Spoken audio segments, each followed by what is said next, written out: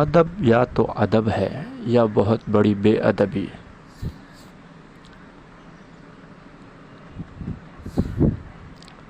دراصل جنسی بھوک ایسی قسم کی بھوک ہے جو مٹائے نہیں مٹتی۔